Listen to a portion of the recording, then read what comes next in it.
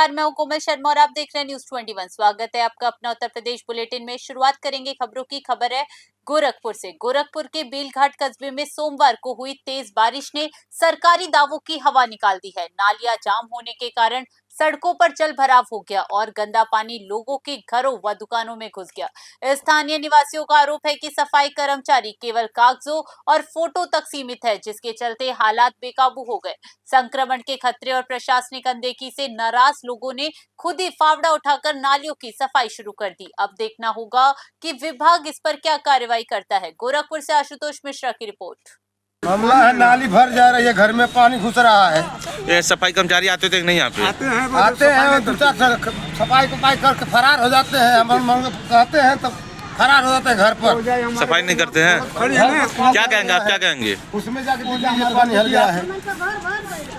साफ करते हैं, भाग जाते हैं, सफाई करते हैं। क्या क्या समस्या हो रही है आप लोगों को? बहुत दिक्कत है। हमारे घर भर जा रहा है। हम लोग हमारे घर पानी लगा है, वहाँ भर जा रहा है। पूरा देख लीजिए। क्या कहेंगे? कहेंगे कि हमारे घर पानी लग रहा है, जाके अपना पूरा भर जा रहा है, घर में हल जा रहा है। खबर बहराइच से है, जहां कोतवाली नगर के वजीरबाग मछली मंडी इलाके में उस वक्त हड़कंप मच गया जब एक मकान में संदिग्ध परिस्थितियों में कुछ युवक युवतियों के पहुंचने पर मोहल्ले वालों ने बाहर से ताला लगा दिया। स्थानीय लोगों का आरोप है कि यहां असामाजिक कार्य किए जा रहे थे। मौके से दो युवक अपनी बाइक छोड़कर फरार हो गए, जबकि एक युवक और दो युवतियों को पुलिस ने घर के अंदर से ही सुरक्षा में लिया है। सीओ सिटी नारायण दत्ता मिश्रा ने मौके पर पहुंचकर जांच शुरू कर दी है।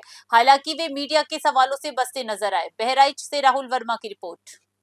हमने 112 पे फ़ोन करके हमने खुद ही बुलाया है। यहाँ पे सेक्स रैकेट चल रहा था।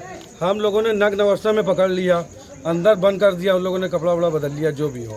बाकी पूरे मोहल्ले वासियों ने घेर लिया। उसके बाद हम पुलिस आ गई, वह मामला वहीं से। अरे वहाँ पे ताले कितने लोग थे आपत्तिजनक हालत में? आपत्तिजनक में 2 लोग थे, एक मुस्लिम थी, एक हिंदू थी। एक का नाम किरण है, एक का नाम नहीं पता। 2 महिला काम में थी जी। और कितने लोग थे? और एक लड़का अंदर बंद है, 2 लड़के भाग गए। गाड़ी आगे रास्ते में खड़ी है मछली मंडी। मुरादाबाद की नगर पंचायत भोजपुर धर्मपुर स्थित राजमहल मैरिज हॉल में सोमवार को जश्न शाह सकलेनन कमेटी द्वारा सामूहिक निकाह समारोह आयोजित किया गया। हुजूर गाजी मियां की सरपस्ती में 23 जोड़े एक साथ निकाह के बंधन में बंधे। कमेटी ने मेहमानों के भोजन और नव विवाहित जोड़ों को घरेलू सामान भेंट करने की पूरी व्यवस्था की। पदाधिकारियों ने बताया कि इस नेक पहल का उद्देश्य फिजूल खर्ची को रोकना और निकाह को आसान बनाना है, जिसकी क्षेत्रवासियों ने जमकर सराहना की। मुरादाबाद से ब्यूरो रिपोर्ट। आज भोजपुर की सरजमी पर शाह सकलैन एकेडमी भोजपुर के द्वारा इज्तिमाई निकाह मुकम्मल कराए जा रहे हैं, जिसमें 23 निकाह कराए जाएंगे और गाजी मियां हुजूर इसमें अपनी सरपरस्ती में निकाह पढ़ाए करेंगे। आज इस कार्यक्रम के माध्यम से क्या संदेश दिया गया है? आज इस कार्यक्रम के माध्यम से ये संदेश दिया गया है कि जो निकाह है उनको आसान किया जाए और एक ये तरीका बताया गया है कि आप एक साथ में। आज इसमें 23 निकाह किए गए हैं और शाह सकलैनी एकेडमी द्वारा ये निकाह किए जा रहे हैं।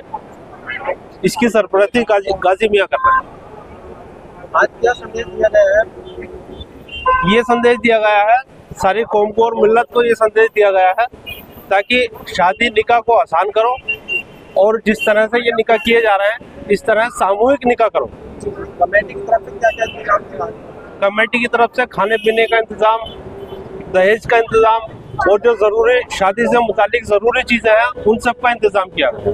खबर कासगंज से है, जहां नदरई गेट स्थित श्याम हॉस्पिटल में उपचार के दौरान एक प्रसूता की मौत से हड़कंप मच गया। एटा निवासी मृतिका दीक्षा के परिजनों ने डॉक्टरों पर गलत इंजेक्शन लगाने का गंभीर आरोप लगाया। परिजनों का कहना है कि 30 अप्रैल को ऑपरेशन के बाद आज तबीयत बिगड़ने पर उसे दोबारा भर्ती कराया गया था, जहां इंजेक्शन लगते ही उसकी जान चली गई। सूचना पर पहुंची पुलिस ने शव को पोस्टमार्टम के लिए भेजकर मामले की जाँच शुरू कर दी है। कासगंज से अजय कुमार की रिपोर्ट। दीक्षा इसमें श्याम हॉस्पिटल में खत्म हुई है। इसका 30 तारीख को ऑपरेशन हुआ था। ऑपरेशन से बच्ची पैदा हुई थी और मैंने कल इसको डिस्चार्ज किया था। वो ठीक है, कोई दिक्कत नहीं है।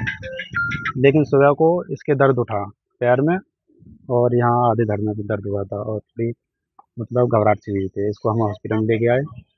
हॉस्पिटल से इन्होंने पता नहीं क्या किया है, इन्होंने दवा कैसी मेडिसिन लगाई है या फिर क्या कोई रिएक्शन किया है, पता नहीं कैसे इसकी मौत हुई है। इन्होंने जब मौत हो गई है तब इन्होंने किया कि हाँ अलीगढ़ के लिए ले जा सकते हो आप। वहाँ ले गए, वहाँ चेक कराया तो वो कह रहे वहीं डेथ हो गई इनकी। तो हम यहाँ हॉस्पिटल लेके आए तो हाँ हॉस्पिटल में कासगंज भाजपा जिला कार्यालय पर पश्चिम बंगाल चुनाव में पार्टी की जीत का भव्य जश्न मनाया गया।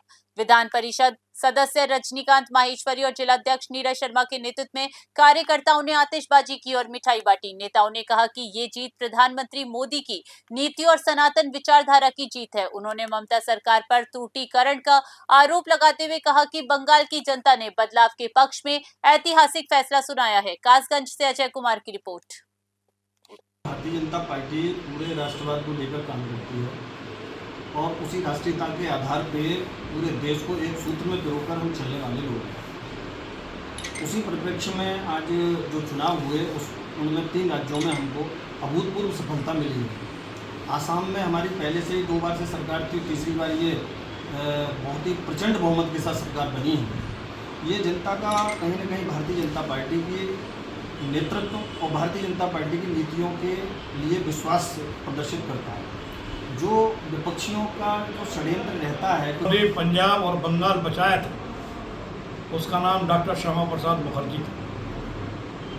उसी डॉक्टर श्यामा प्रसाद मुखर्जी के बंगाल को आज उनके सिद्धांतों के आधार पर भारतीय जनता पार्टी ने अपने पक्ष में करने का काम किया। अब उत्तर प्रदेश की बारी है, किस तरह से देख रहे हैं?